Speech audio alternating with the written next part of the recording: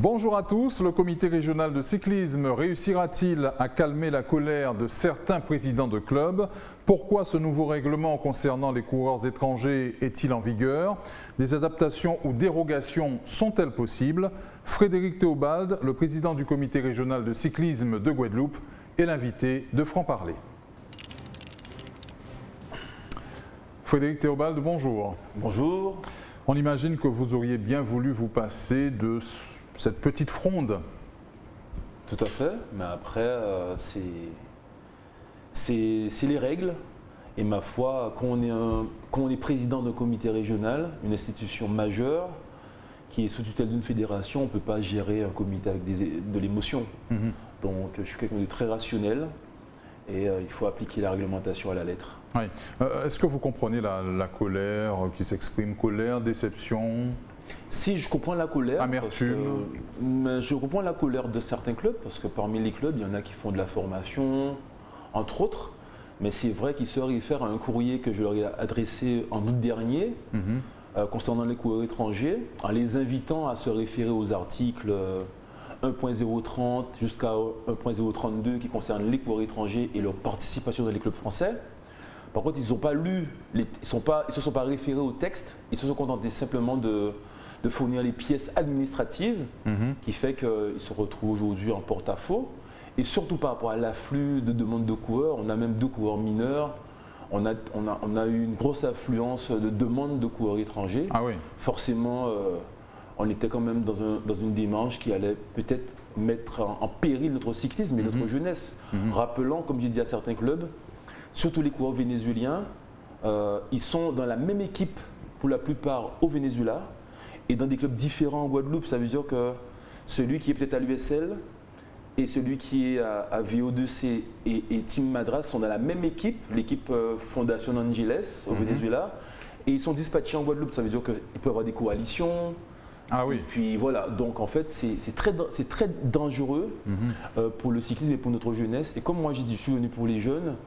Donc règlement pour règlement, je préfère l'appliquer. Et si les clubs veulent mettre en conformité, comme on les a conseillés, suite à un rendez-vous qu'ils ont refusé d'ailleurs, mais on va leur donner les éléments pour se mettre en conformité. Il s'agit pour vous de freiner l'effet d'aubaine aussi? Je profite pour le freiner, mais ce n'était pas le but, parce que je ne m'étais jamais penché sur le sujet des coureurs étrangers. Ça fait des années que ça existe.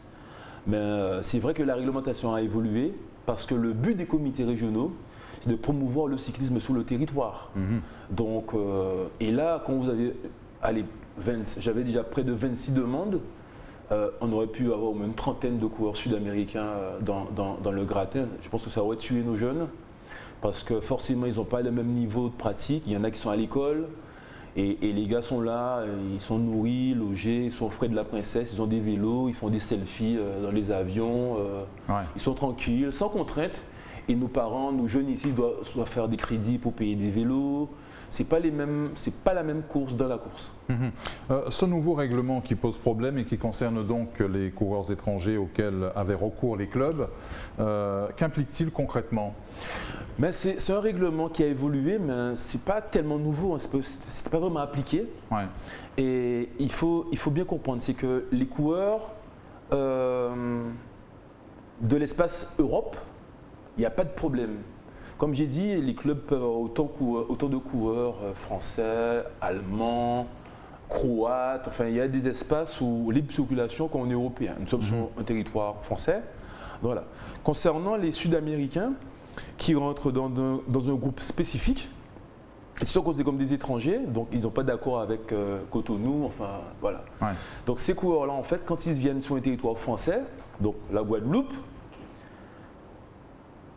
pour porter les couleurs d'un club de Guadeloupe, de France, ils doivent être titulaires d'un titre de séjour leur permettant de travailler sur le territoire français et un contrat de travail. Dans le cas actuel de l'ensemble des coureurs qui sont sur le territoire, ils sont venus pour 3 mois. En fait, ils sont considérés comme des touristes. Donc, ils peuvent courir les courses du dimanche avec leur club, leur maillot de club d'origine, après que je leur donne une autorisation temporaire et officielle et avec l'accord de leur fédération. Et c'est ça. Mais tant que les coureurs n'ont pas un titre de séjour leur permettant de travailler et un contrat de travail, ils ne peuvent pas porter les couleurs des équipes locales. Qui plus est, certains, c'est un trafic. Hein. Certains d'entre eux ont déjà une double licence. Et ce qui est l'une des plus grosses infractions dans le sport, c'est quand un athlète a deux licences dans 2 fédérations différentes. Ils ont une licence au Venezuela au sein d'un club. Leur fédération leur fournit une 2e licence au titre du club français. Donc il y en a qui ont déjà une licence parce qu'ils ont participé au Tour de Táchira et ils ont une 2e licence délivrée à nouveau par leur fédération. Et nous, on a commis une grosse erreur et on l'a reconnu, c'est que mes services ont délivré des attestations d'appartenance pour 3 coureurs que j'ai suspendus le 29 mars dernier après avoir constaté ces irrégularités parce que pénalement, ça me rend responsable dans la mesure où les licences et les attestations ne sont pas conformes et les coureurs évoluent sur le territoire français sous les couleurs de clubs dont ils n'ont pas le droit de porter les couleurs. En fait. Très bien. Le problème, c'est que beaucoup de clubs ont construit, sans doute trop, leur compétitivité sur le recours à ces coureurs étrangers. C'est vrai, et c'est vrai que c'était une époque. Maintenant, on va les aider parce qu'on a mis en place… Et les annonceurs ont joué le jeu aussi par rapport à ça. Oui, mais c'est sûr. Mais bon, après, moi je connais l'histoire du vélo avec les Sud-Américains. C'est pas tout rose. Hein. Si vous prenez les 30 derniers vainqueurs du Tour, il y a eu beaucoup de problèmes extrasportifs. Certains ont pris 4 ans de suspension. Ils ont été déclassés. Et puis il y a une culture aussi… c'est pas moi qui le dis, c'est l'UCI et chez nous-mêmes, on a connu une grosse voilà. Donc, je ne sais pas pour faire des… Parler de la culture du dopage. C'est ça. Pas, je ne fais pas d'amalgame avec ces coureurs-là, mais statistiquement, nous avons les 2 vainqueurs au Corman du Tour, ils se sont fait prendre en 2016. Hein. Ils ont pris 4 ans de suspension. Donc, il ne faut pas avoir peur de dire les choses. Hein. Moi, je suis président, j'assume. Donc, il y a une culture aussi. Donc, quand on me parle d'annonceurs, vous prenez un gros risque. Et depuis notre arrivée, je rappelle que l'an dernier, on a subi un contrôle. 32 coureurs ont été contrôlés au Grand Prix du Conseil départemental. Donc, ça veut dire que si la FLD descend pour contrôler 32 coureurs, c'est qu'il y a encore un peu de fumée. Ouais. Donc, il faut rester logique dans ça. Donc, maintenant, moi, je suis un jeune président, mais ça fait 30 ans que je suis dans le vélo. On a du potentiel en Guadeloupe, on a des jeunes de talent, mais simplement il faut aller les chercher. Et les clubs qui sont en fronde, hormis l'UVMG Team Madras, ça me gêne beaucoup parce que c'est des clubs formateurs, ils essaient de faire un travail. Après, les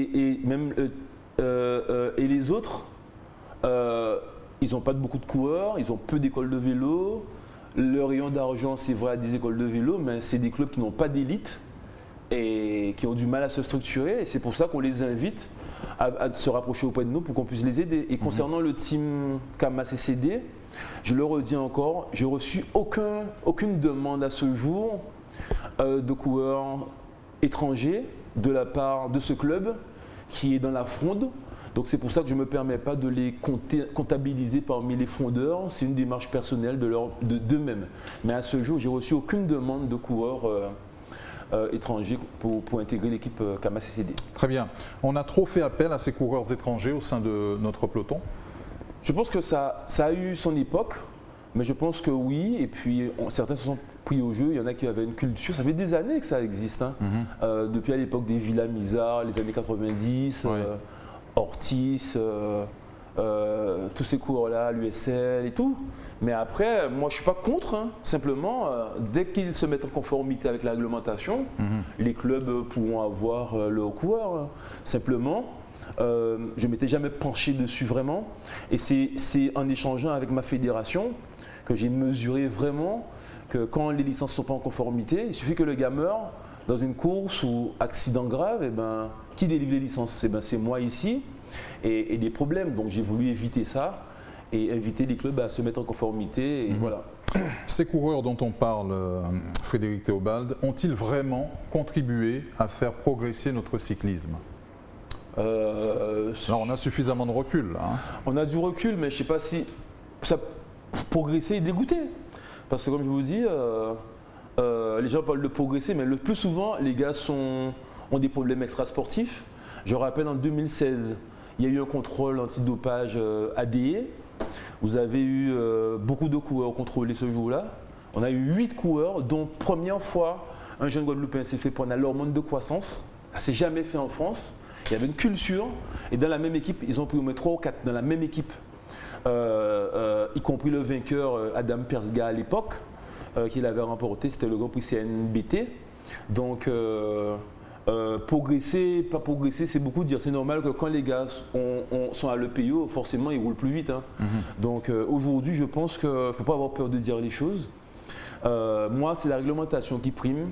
Avec le recul, moi, on préfère vraiment, comme je dis, je préfère vraiment qu'on fasse venir des équipes pour les grandes courses que nous avons, pour confronter nos coureurs. Et au lieu que les gars ne soient pas traités de la même façon, et c'est ça parce qu'on me parle de discrimination, mais la discrimination, c'est quand vous faites venir des étrangers sur le territoire français et vous ne les mettez pas dans les mêmes conditions que les Français qui sont sur le territoire. Donc moi, au contraire, je suis défenseur des coureurs étrangers parce que je demande aujourd'hui aux clubs qui veulent les faire venir, de les mettre dans les conditions dignes. Donc je suis défenseur des coureurs étrangers. Donc pour vous, c'est le règlement, rien que le règlement. Mais si je ne suis pas en mesure de faire respecter les règles de la fédération, c'est que je ne suis pas à ma place. Je suis quand même président du comité.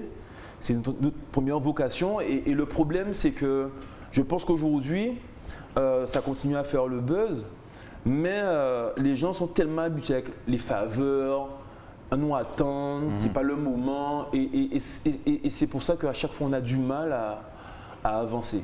Moi simplement je suis un peu triste pour certains clubs, mais je préfère me protéger vis-à-vis de tout ça.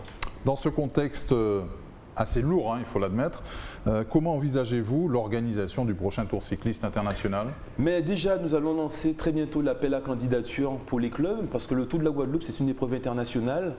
Aucun club, que ce soit de Guadeloupe ou de France ou du monde, hormis les 3 que l'UCI nous impose, peut prétendre à participer au Tour s'il n'est pas invité par l'organisateur que nous sommes.